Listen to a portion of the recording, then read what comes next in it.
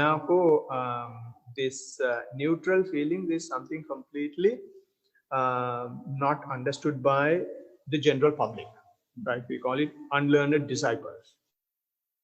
They have no clue.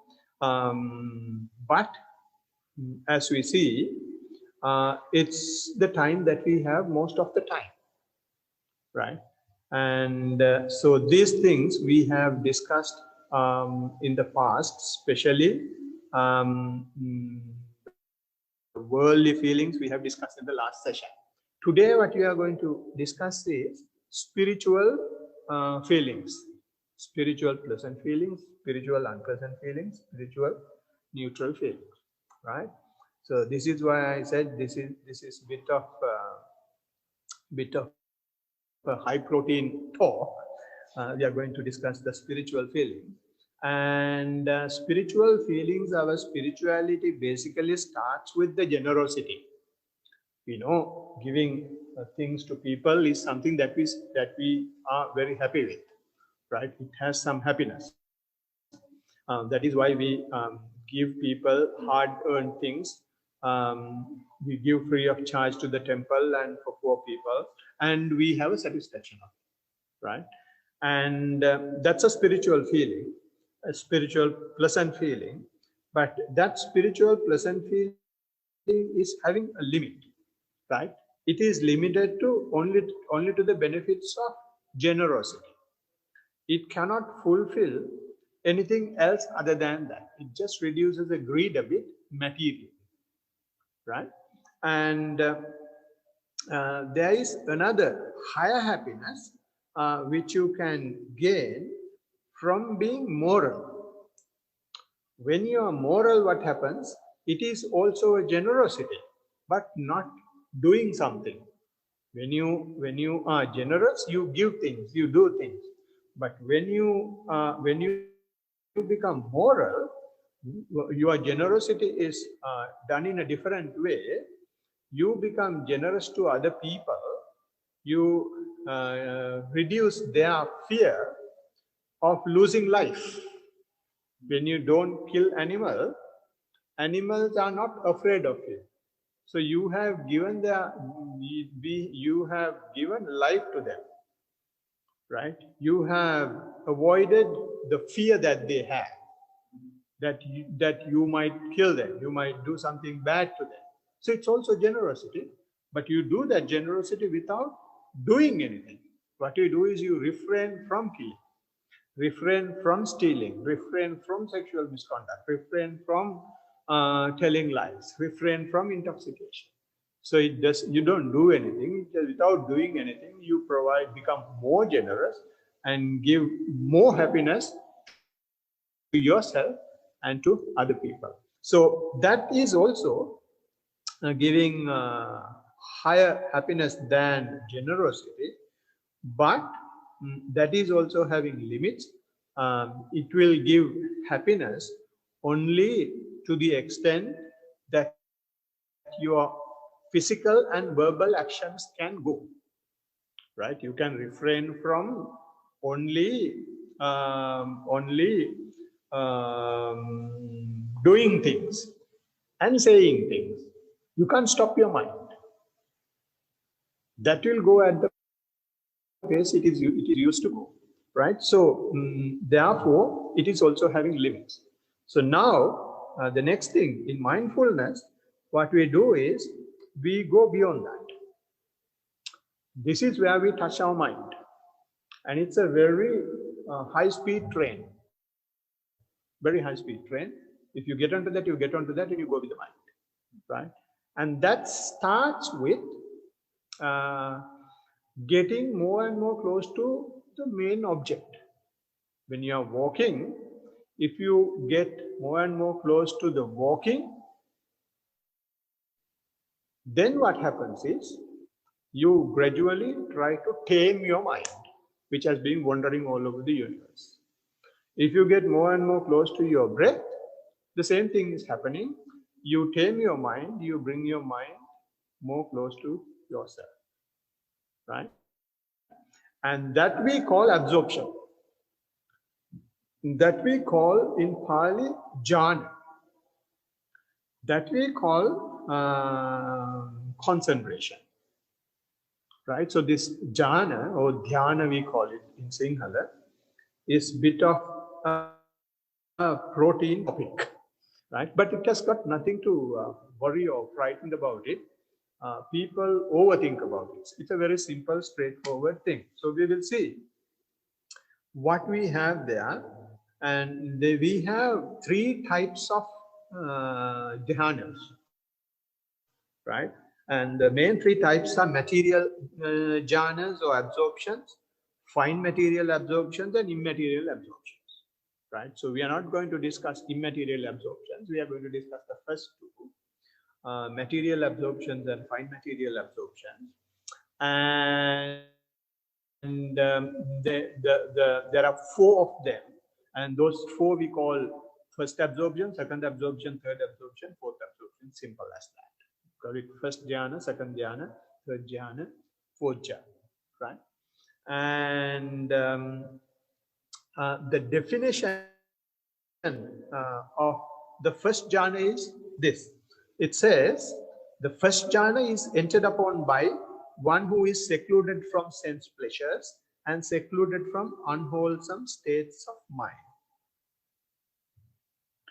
Right? So we will see what it says. Secluded from sensual pleasures is very clear. Right? You don't satisfy your eye, you don't satisfy your ear, you don't satisfy your tongue, you don't satisfy your body, you don't satisfy your nose, you don't satisfy your mind. You don't get indulged in them, right? Fairly controlled. So you are secluded from sense pleasure. You call it kaya viveka.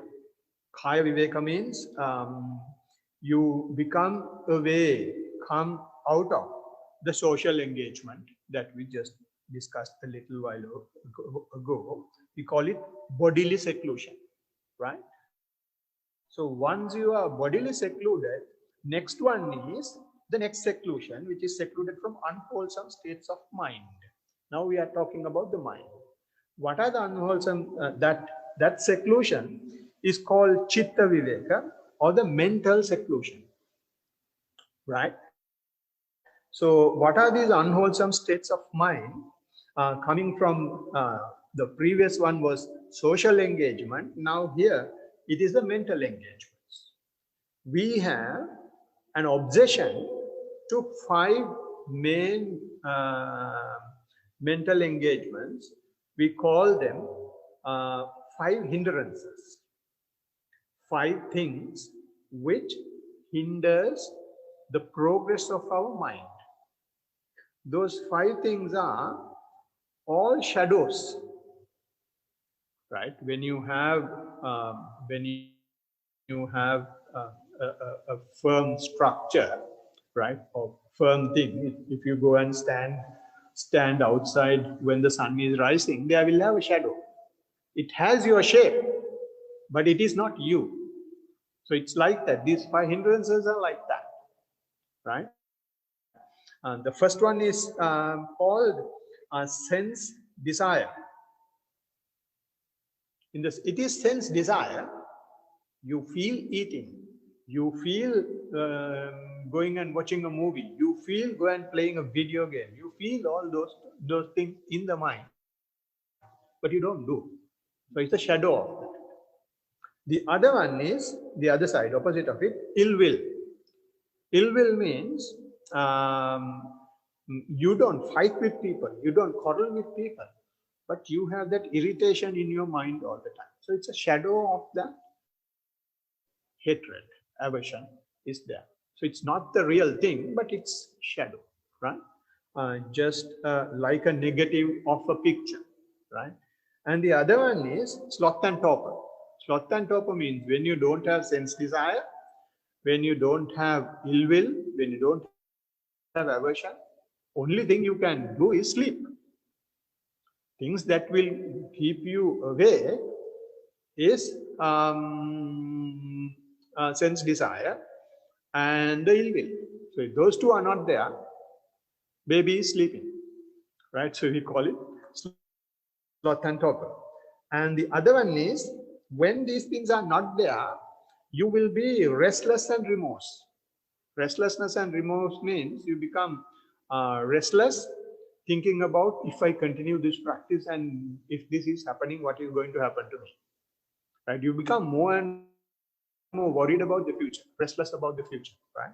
Or you may be worried about, oh, this is such a wonderful thing. I am at so much peace. Why didn't I do this 2 years ago, last month, 5 years ago? And you take things from the history and try to be worried about it. So this is again another mental obsession, right? We call it a hindrance to the development of the mind.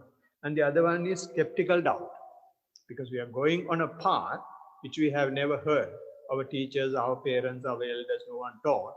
But someone you find that someone is telling this and you do this and you gain some experience and you start doubting the practice, yourself, the teaching, and because it's completely a new thing.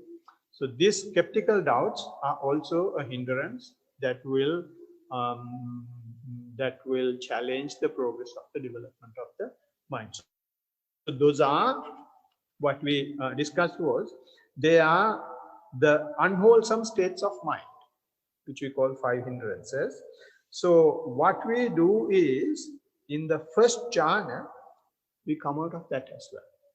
Secluded, removed. You call it viveka. Viveka means you take a rest, right? It's a mental rest, right? And we call it chitta viveka, right?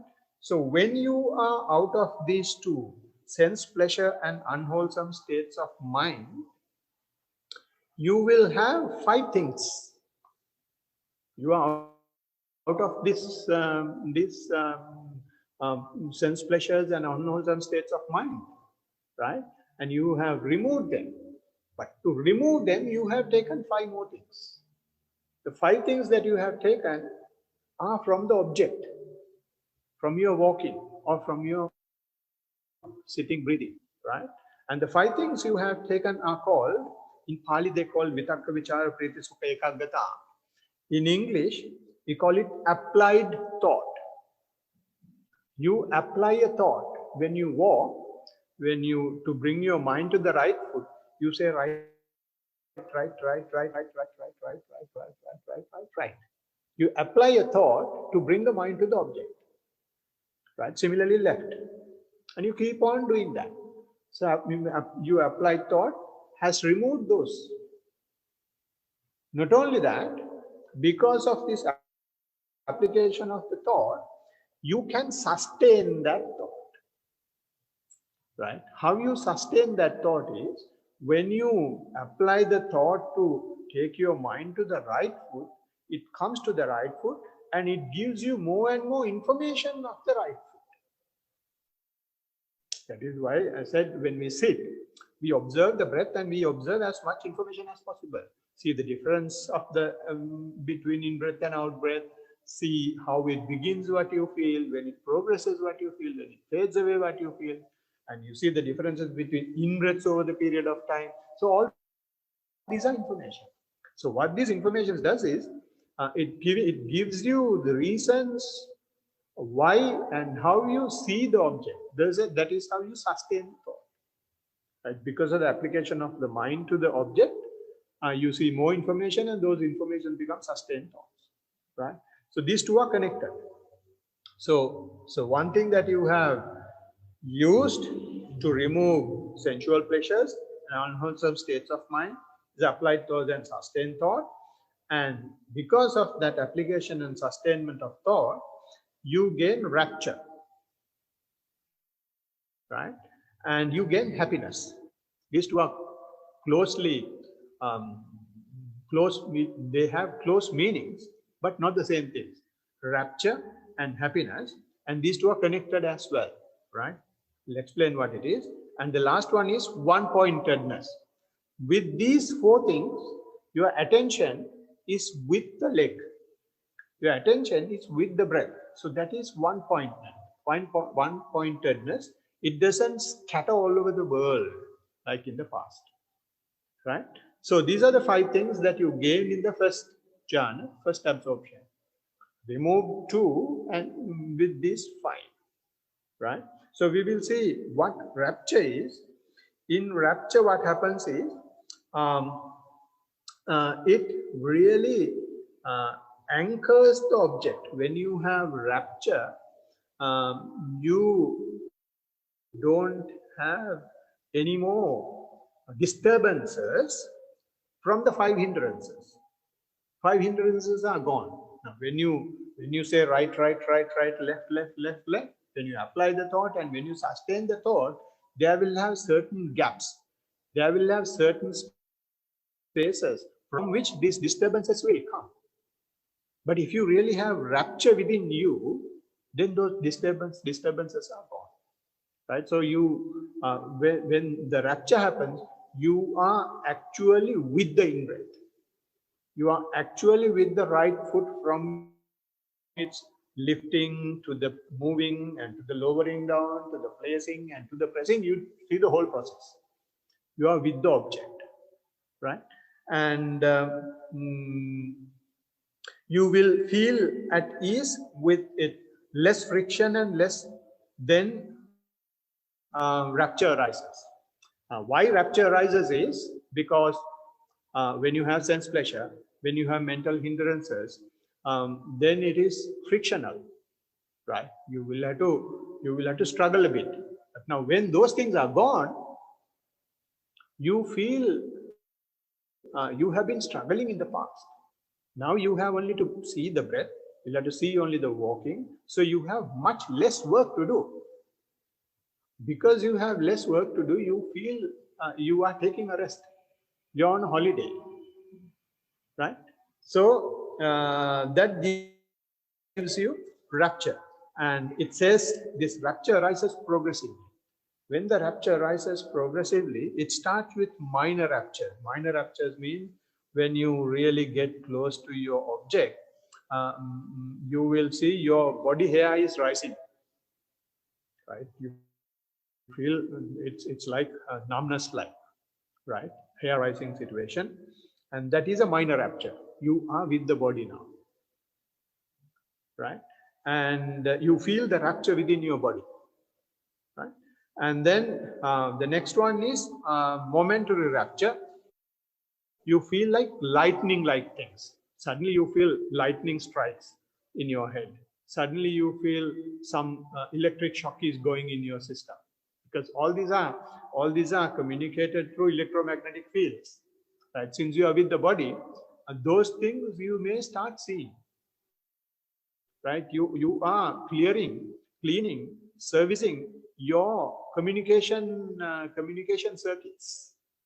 So you may be able to see those things, and those things will be, when you see them, if you are close to the body, if you observe very clearly, you will be very happy about it. That is called momentary rapture. And the next one is showering rapture. In showering rapture, what happens is feel the whole body with thrills and frills. Right? So when you, especially that happens, it happens even in walking. When you walk, some people say, those who have been practicing for some time, when they place the leg, when they hit the heel on the floor, they feel some vibration going from the heel to the top of their head. Because when you place the leg on the floor, it definitely jerks. Since your mind is so close to the body, you feel the whole jerk as a vibration in your body. And if you like it, and if you see that, it's sort of a rapture. You enjoy it. You can feel it. And similarly, when you are sitting, when you are with the breath, what you do is you take your mind to the body, and that breath, when it goes inside, goes to the heart, and it starts circulating blood to your body. So you can unify with this whole thing that is happening if you just keep on simply observing. So you start feeling the whole body. When you feel the whole body, you don't see blood going. You feel something flowing. You feel thrills and frills in your body. So it is called, it's like showering rapture, they call it. And the other one is uplifting rapture. Uplifting rapture is even more peaceful, even more attractive. You feel like in the sky. You feel like floating. It's not actually levitating as such, but you feel so much light, right? And you people may have experienced those things.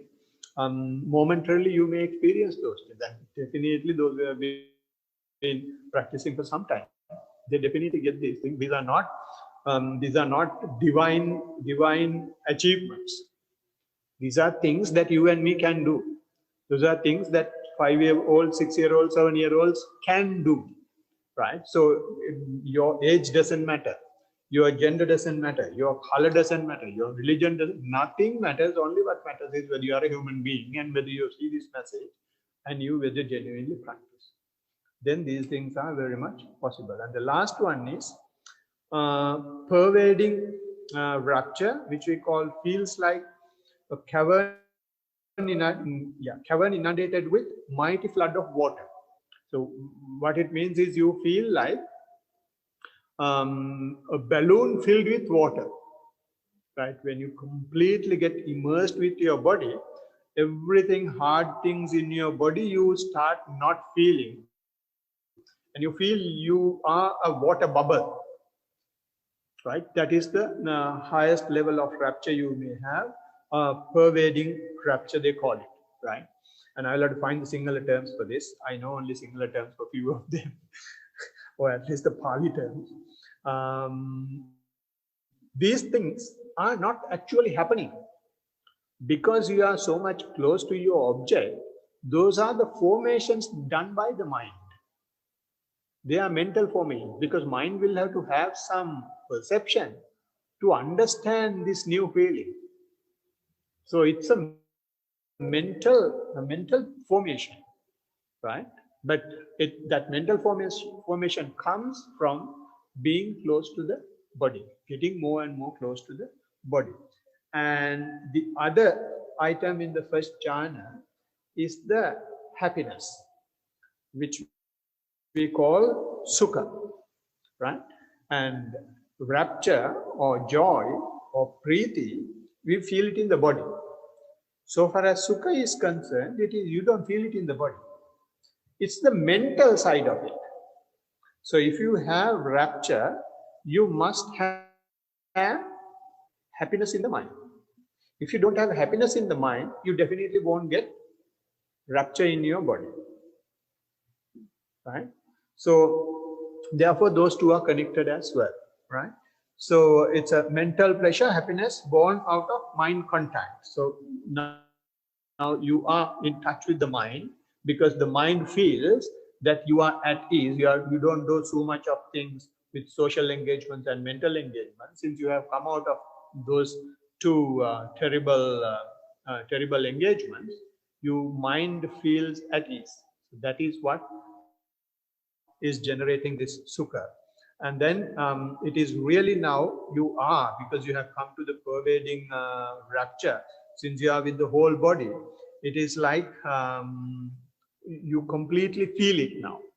So that feeling is now not a material thing, it's a mental thing. How you feel is a mental thing, right? So it's not a formation, it's a vedana, they call it, a feeling.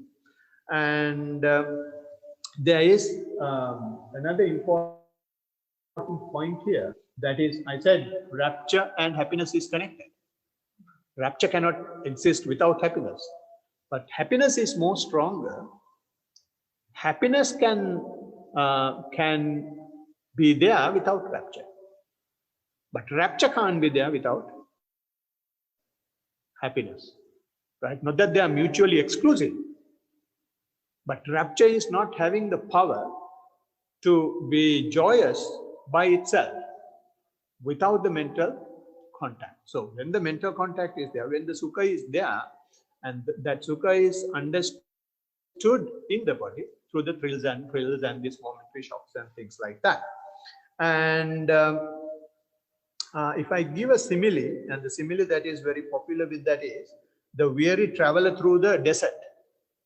So there is a traveler in the desert and he's going with so much luggage and dust and so hungry, so thirsty, so tired.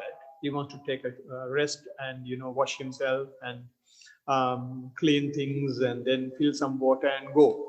And when he goes through the desert, he meets someone and asks him whether there is a place to drink some water or whether there is a place to have water. Then he says yes. And from that point onwards, he starts feeling happy. He just said yes. And then he gives the direction, go here, go there, and turn here, turn there, and then you will see this, turn this from there, this place, and then go about so many miles or so many kilometers, and then you will find a lake. And when you hear that, the rapture keeps increasing, right? And then from that yes to the time he goes to the lake is the rapture, right? And happiness is you really take a dip in the lake and now you enjoy the object. Enjoy the object is the happiness. Right? So this is why it is coming. When you have the rapture, it is momentary. It's coming step by step, step by step, step by step. And once everything is filled, you are with the object and you feel so much at ease. Right? So that's a simile that is given. So that is when you have those four things. With those four things, now in the past, we did not have one-pointedness because our mind is all over the universe. In so many networks, it is working. Now we have cut down all those networks. We have just taken only four things. With those four things, our mind is more and more focused. You call it one-pointed. That one-pointedness is the other factor in the first jhana. So these are the five factors in the first jhana. And when it comes to the second jhana, now with this, we are learning a new technique. The technique that we learn is, we are learning how to drop friction. We have come to the first jhana because sense pleasure was frictional. We have come to the first jhana because mental hindrances were frictional. To remove those things, we have applied thoughts, we have sustained thoughts, we have rapture, we have happiness. With those four, we have one-pointedness. We are happy, right? And when you keep on enjoying in the first jhana, then you see another friction in the first jhana. And this is how it says. It says in the second jhana, subsiding of applied and sustained thoughts enters and dwells in the second jhana, right? Which means in the first jhana, when you keep on doing that, saying right, left, or saying in breath, out breath, and seeing the details becomes a headache after some time, because we are seeing those things, right? You are immersed with the object now. When you are immersed with the object, there is no need to say. You said that because you want to come to the object. When you come to the object, then you just drop it. And the nice example that Bhante Jammaji were giving is, when during election time, politicians, especially in Sri Lanka and the subcontinent, they get all these thugs and chandiyas to support them. And then they are given, one bottle of arak or two bottles of arak and few rice and few hundreds of rupees, and they do the job. And they win the election. After winning the election, these guys still are coming. Then the politician, what they do is call the police and say, this guy is troubling you. You tell him not to come here, or put him in the jail, or put him in, take him into the prison. Right? It's the same thing here. Now, once you have gone to the object, if you still keep saying right, left, or in breath, out, then it's a trouble for you. Now you have to drop it. So that is how you avoid the friction when you come to the second jhana. That is what it says here, subsiding of applied and sustained thoughts. You naturally feel it is tiring. So you stop and you just observe without saying anything. You go with your rapture, you go with your happiness. And then when that happens, walking is happening. You don't walk. breathing is happening, you don't breathe. You simply observe only.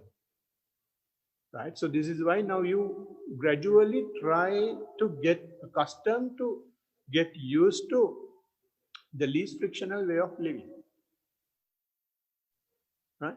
And then only you will have is which has internal confidence. You have confident enough not to say anything. Unification of the mind filled with only rapture and happiness. When it comes to the second jhana, you have only rapture and happiness, and born of concentration, born of one point. Right? And the third jhana, you drop the other troublemaker as well.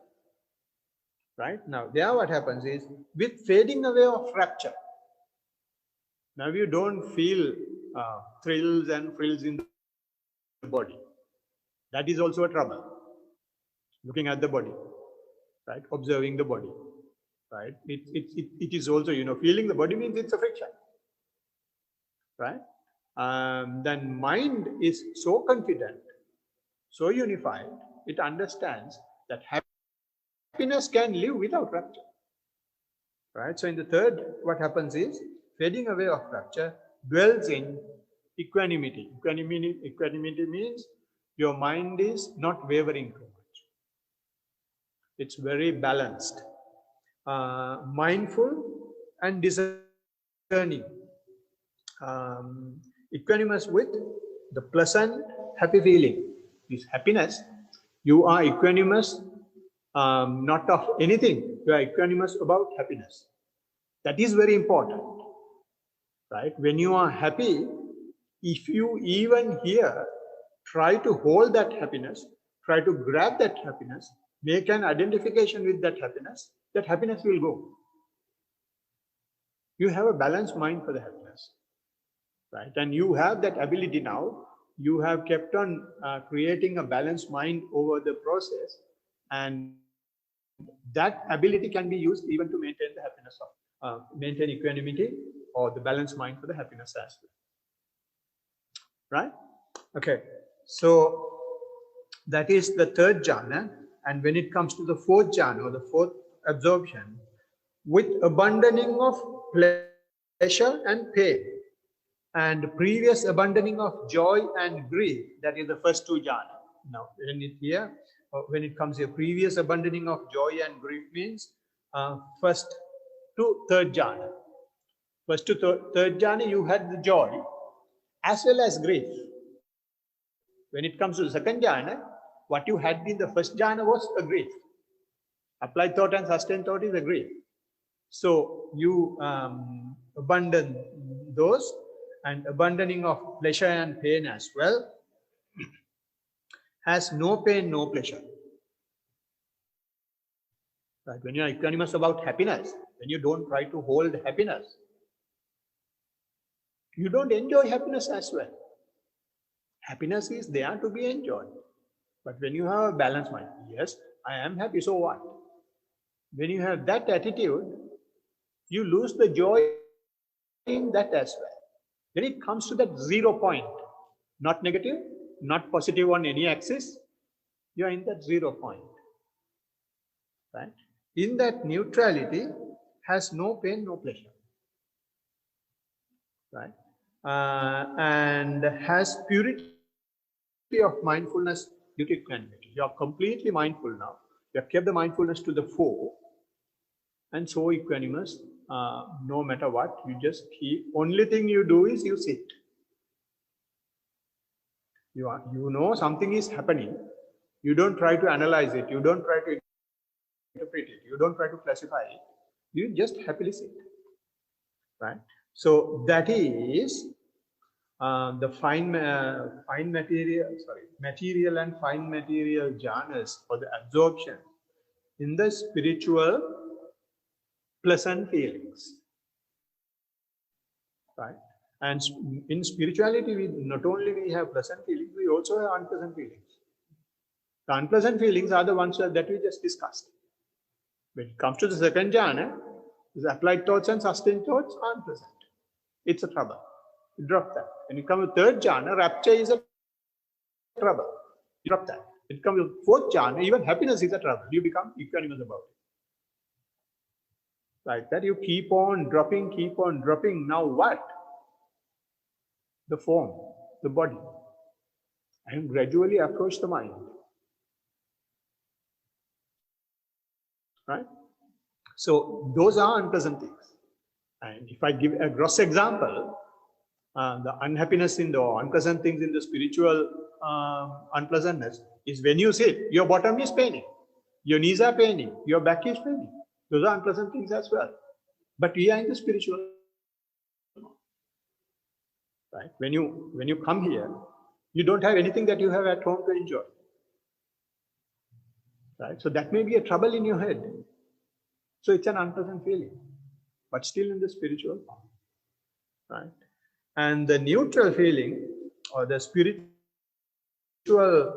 unpleasant, no unpleasant feeling is very interesting, right? It arises from the awareness, and that awareness avoids enjoyment of the absorption. That's what happened in the fourth jhana. You don't enjoy the absorption. You are so much into the object, and you are not at all now with the sense pleasure. You don't have any hindrances, any shadows troubling you. You don't have any other factors that you will have to maintain. You simply have only happiness, even that you don't enjoy. Right? So when you don't enjoy the happiness that you have been looking for, there is no happiness, there is no unhappiness. Then it becomes neutral feeling. And you will have that neutral feeling when you become more and more close to the phenomena of arising and passing away. You know, this is when you just keep on observing, only thing that you will observe is this is a flowing like a river. The existence is just flowing like a river. And when you keep on looking at that, it is not having any vivid things that attracts you. Happiness was there, even happiness you don't enjoy. So what you are ultimately left with is doing all these things is boring. You may start yawning, you may start doing, okay, go and instead of walking, you go and have some water, you go to the toilet. That is because you feel bored of what you are doing and becomes monotonous. You become sleepy. I saw the lady who was sitting, she's not there, was just drowsing, just falling down because the object has become so dull, right? And you feel very lethargic. This is one of the highest achievements in the spiritual path. If you feel bored, if you feel lethargic, if you feel monotonous, which means you are not hyped up by anything.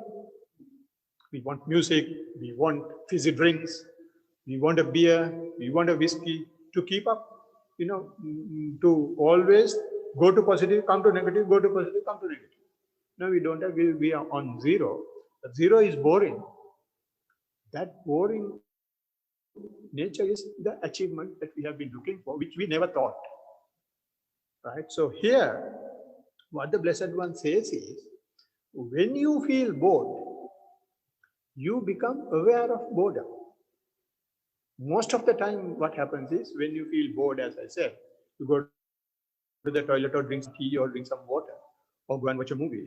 Don't do that. Just understand that you have boredom. And that is what you have been looking for. And if you are really aware of boredom, boredom gets bored. Boredom gets bored. Boredom can't put you down anymore. Right? So that is why he says, be aware, know it. That is why he says, keeps on saying, pajanati, pajanati, pajanati, all the things that he read out. At the end of the sentence, he understands that. He understands that, no matter what. Right? But we forget when it comes to the neutral feeling that we will have to accept it. We think, oh, something is wrong. This cannot be the right technique. This cannot be the right teacher. This cannot be the right teaching. If you really meditate, you should be able to, people levitate. You should be able to see others' mind. You should be able to do these miracles, that miracle. Nothing as that. Only achievement is boredom, that is the highest achievement. So with that, can I wish you all boredom and stop the talk? I'm not quite sure how understandable it was. It was a bit of a high protein topic, as I said that at the very beginning, but I made it as simple as possible. Thank you. Now is the time for chat. Gulmini, were you bored?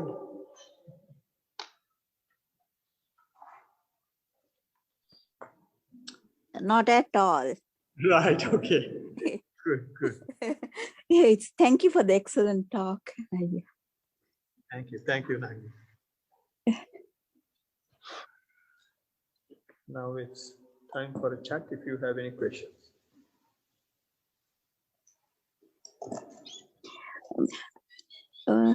Amanatha, may I ask a question? Yes, please go ahead. Yeah. What is Upadi Viveka? I have heard that. I can't Yeah. I did not take that here. I had noted it down, but I did not take it out because I'm not going there. Upadi Viveka means we avoid the things that affect our existence. In simple terms, upadana, strong clingings. I see. And you come out of the clingings. That is Upadi Viveka. That is what leads us to wisdom, the liberation. So which comes in 4 stages. Yeah, okay. So on, so forth. And okay, thank you. That has to do with the underlying tendencies or mental corruptions. Okay, thank you. Yeah. Right, Thiruvan Saranai. Yes. With the jhana, yeah. Are they, with the 4 jhanas that we spoke about, do we go through those before we get to, I think I'm still trying to differentiate between those jhanas and the Sohan, Sapudaramyananda, like what do you go through the 4 jhanas to get to Sohan and then the rest of it, or how they relate? Yeah, okay.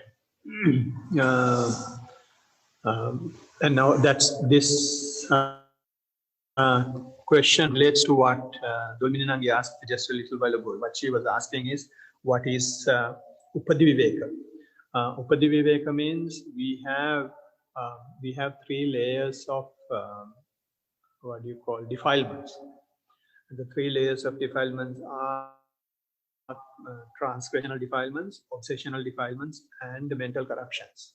Right? Transgressional defilements are the first one we spoke about. The breaking moral precepts. Right? This transgressional defilements. Obsessional defilements are the 5 hindrances. Right? Unwholesome states of mind. And after handling those 2, to at least come to the first stage of achievement, which is Sohan, you will have to handle mental corruptions.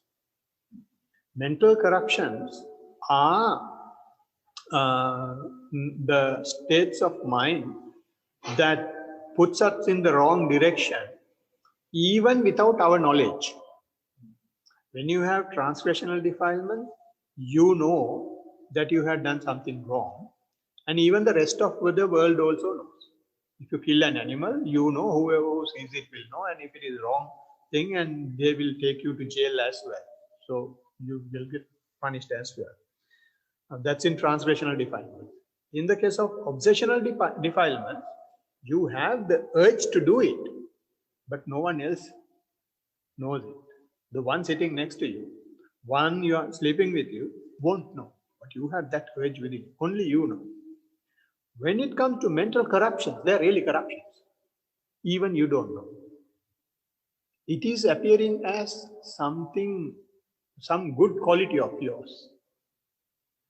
Right? It has many different facets. right? So it sometimes your doubts may come as a wisdom, as a great knowledge, right? Or you may try to be more generous towards somebody. It's actually generosity, but actual motivation is not generosity. You have some other thing in your mind. Say, simple example: if you give $5,000 to the temple, you give $5,000 not to develop the temple, but put your name on the board, right? So that's we can't see that, and you can go to those. You can eradicate those defilements is only through discussion. That is why the Blessed One has proposed this discussion supportive factor. Teacher or friend will be able to understand the basis, foundation of the question. So, therefore, jhanas will help because it brings out the clarity of the mind. Because of the clarity of mind, you will take out the obsessional mind corruptions, or you call it even underlying tendencies. And to take them out, you must have gone through that. But it is not something that you should do. The 4 jhanas are not things that you should do. Only thing you do is you keep your mindfulness to the 4. Then these jhanas will happen. You will understand that you have been into jhanas only when you listen to a talk like this. Not that it's an exam paper, you write that and get through and then go. And Chatu may have definitely understood this bit more. He didn't know that he has gone through those things. But now he possibly, what do you say? Yeah, possibly can relate it better. So therefore, these are not things that you intentionally do. These things are the development of the mind. And even when you achieve first stage or second stage or third stage, you don't know. You have an experience. You have change in your attitude. Right? When you state your change in attitude, when you state your experience, then the teacher knows this is where this fellow is called. And he also will not directly say, okay, now you are done. He will try to see whether it is something that has temporarily come, or whether you really provide necessary ingredients to have it. He will ask you to keep on doing the same thing.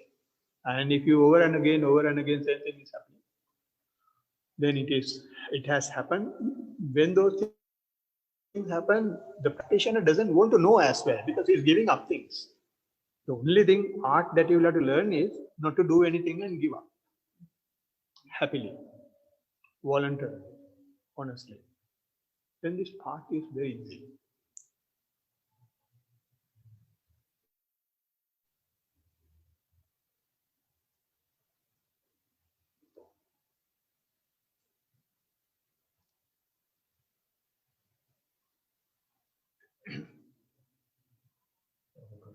Yes.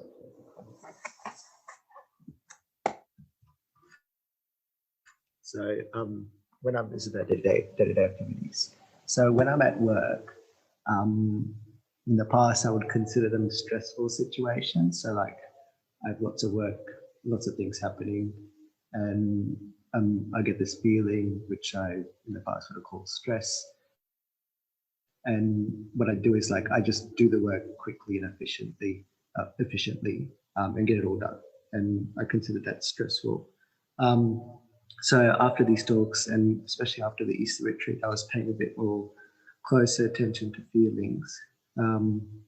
Is that stressful? That stress is like a feeling.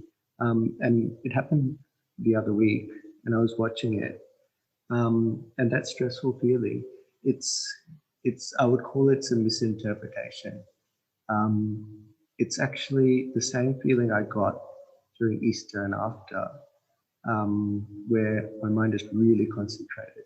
So like because I'm doing the work and I get it done really quickly, efficiently, and I thought that feeling is stress, but when I looked at it, actually, it's actually a happiness feeling or concentrated feeling, but I didn't know. And I don't, to be honest, I don't think there actually is a stressful feeling. Maybe if you react to the situation, then you consider it stress, but otherwise I would put it as a concentration. That's my comment. Right. No, that's what I think the answer was, or the misunderstanding was there in one of the words you used. That is, the reaction is the word. So whatever situation, if you don't like that situation, instead of knowing it, if you have any other mentality towards it, then it becomes stressful. And if you understand the situation as it is without any judgment, you accept the situation. So when the reaction is taken away, there is nothing to worry. So especially when you work, what happens is your efficiency is increasing. When your efficiency is increasing, you know you can do things faster. And because you are doing it in a concentrated manner rather than mindful manner, then it may create some stress because you try to concentrate on the job rather than be aware of what is going on. Right? So when the concentration changes to mindfulness, then it is much easier. In concentration, you have an objective achieve. In mindfulness, you accept the situation. Right? So you should not put the concentration before mindfulness. You leave concentration completely out. You do it mindfully. When you do it mindfully, concentration will follow. Then that stress will not be there in between. Right? So that may be the reason, because you try to do the job in a concentrated manner.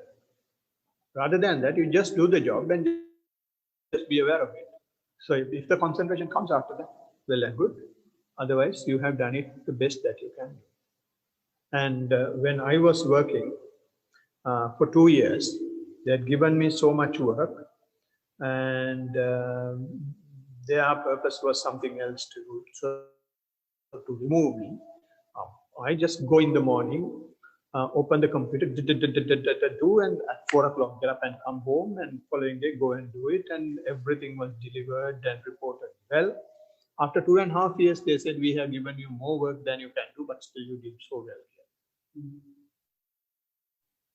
That is because you take the work and do it happily. However much, if you do it happily, you don't feel. Now, actually, when I'm in the temple, I am actually working more than at home. More work, less food, but still I am happy. I do it very happily. I do it very happily. And that happiness takes away everything.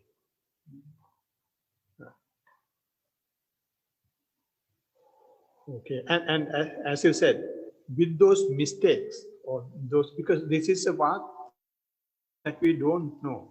So we think this is the way, right? And we do it that way. And after some time we realize, without no one's guidance, I have gone in the wrong way, and this would have been done this way. And you feel the very same thing in a different way. And the only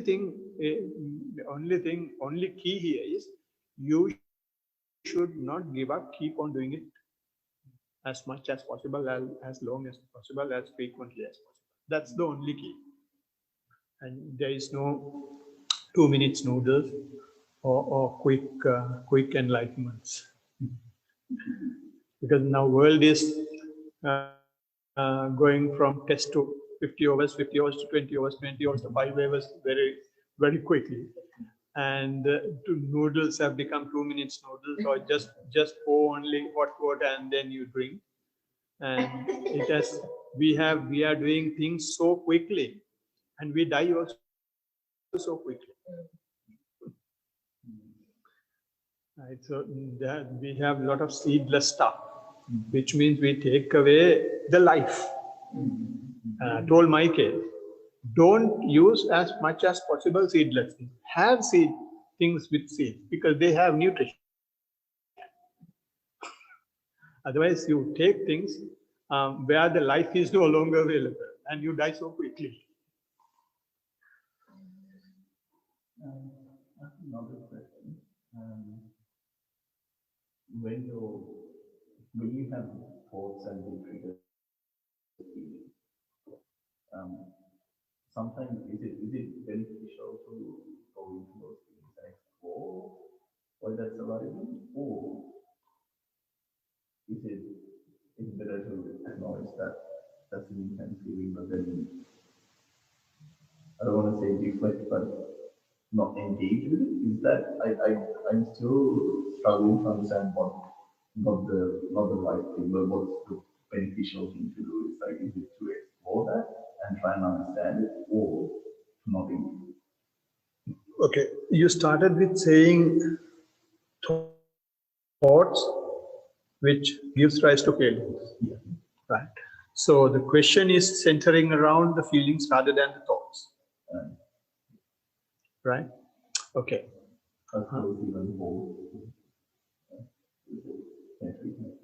Yeah, yeah, but the question has to be specific, whether you're trying to be more going towards the feelings or going towards the thoughts. Okay? I know you can put the question the way you put, but I'm trying to put you in trouble a bit. Right. No, the starting point is good. What happens is usually, as I said in my discussion, there is a discourse which says any phenomena that arises in our existence is communicated to us through feeling. Right? So it's a feeling is a very good juncture for us to manage ourselves, monitor ourselves, supervise ourselves, be mindful of ourselves. Right? So there is nothing wrong in talking about feelings. But having said that, you come to feelings after certain things have happened before that. Thought has arisen and it has taken a tour, and that tour has generated sensations in the system. Now you have a liking or disliking to that. Right? So when it has become manifested in that gross manner, only you are able to feel it. Before that, at the thought stage, you don't know it will come this far. Until it really punch your heart, punch your muscles, you don't feel it. You don't know that it has come from a thought. And after this has happened, only when you turn back and see, oh, it has started here and I have brought it up to this point. So when you have brought it up to this point, the feeling level, there is no need to talk about the thought. It has happened, so we have no control over it and it is gone. Only thing we have now is the feeling. So therefore, we learn to handle at the feeling stage. Right? When we handle at the feeling stage, your question is whether we will exploit or disengage with it. We don't do either of that. Definitely not exploration. You don't see why it has happened, how it has happened, and how it could have been avoided. And that type of analysis we don't go into, which is taught at the school and the university. That is just to get a degree, earn some dollars, and live life. That's not the actual way of living. When you have this feeling, whatever the feeling, whether it's pleasant or unpleasant, accept it. It is so much excruciating. If you can go to that place where you really feel it, go to that place without fear, with a very strong mind. Let me see how I feel it, and then observe it and accept it. Yes. Now, I am is this feeling. If I am loving myself, I will have to accept this. If I don't love myself, then I'm hating myself if I don't accept this feeling. Right? So accepting it as it is, honestly, voluntarily, not because I say, not because Lord Buddha has said, you yourself feel it, and you voluntarily accept it, not half-hearted, wholeheartedly, honestly accept it. Then no unpleasant feeling can exist. Especially when you get close to that place that you really feel. You take the ego that you have created from the feeling. When you have such a thing, what happens is, without our knowledge in the background, is we generate an identification of ourselves using that. This has happened to me, that has happened to me, and this is why it is happening to me. Our identification has become that. Maybe present or unpleasant. We shatter that ego. When we shatter that ego, we feel very much at ease. So therefore, no exploration. Don't try to detach as well. When you try to detach, what you simply say is, it looks like a very, very, very intelligent thing to do, but this is an underlying tendency. Looks like an intelligent thing, but what it has underneath is the hatred toward that. You try to not be part of it. You have no choice. You are that feeling. So you simply accept it honestly. Makes sense?